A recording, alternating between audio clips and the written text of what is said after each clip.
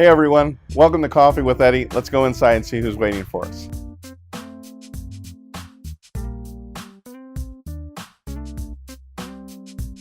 Hey everyone, it's Eddie Campos with the Campos Real Estate Group of RE/MAX Preferred Associates.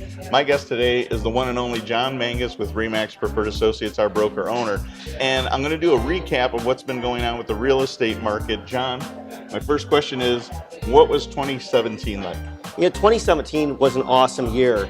That said, it played out a little bit differently than I think most people expected it to.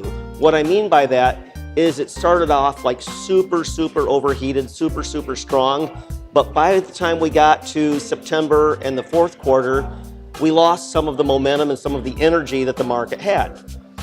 So that takes me right into my next question is, the start of 2018 seems eerily familiar to me compared to 2017. Yes, there's a lot of parallels between the 17 market and what we've seen in 18 so far.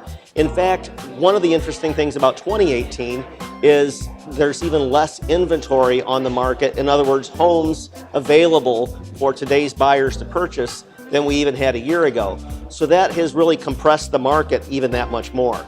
So it's a vicious circle. Sellers want to sell their homes, but they're concerned that there's not a home for them to go to, right, which in turn leaves fewer homes on the market. So it's making it a little bit difficult for buyers today.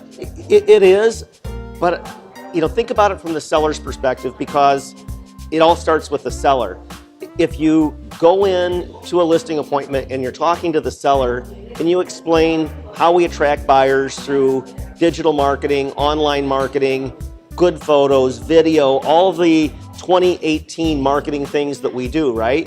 But then you lay on them something old school, like maybe you're going to have to move twice. Yeah. You're going to see some unhappy sellers. Right. But I think it's important to create that expectation, because for them to get the house that they want, they may have to do an intermediate move so that they're able to sell at the price they want to sell at, exactly, in the time that they want to sell, right, and then be in a position to be a cash buyer, or at least a stronger buyer, when that right property comes on the market.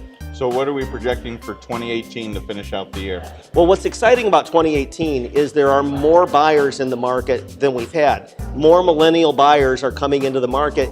And you may have noticed that interest rates have gone up a little bit in the last few weeks. And we've heard that that's going to continue to happen. That's correct, but they're still historically really low.